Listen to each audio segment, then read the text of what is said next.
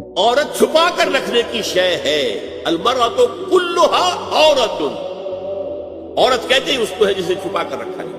ان المرأۃ عورت فاذا خرجت، جب وہ گھر سے نکلتی ہے، استشرفها شیطان، اب شیطان جو ہے اس کو طاق میں رکھتا. وہ اپنے رب کی رحمت سے قریب ترین ہوتی ہے، جبکہ اپنے گھر کے بھی کسی اندرونی حصے صحن میں ہوگی تو شاید ادھر ادھر کے کوٹھوں سے نظر پڑے.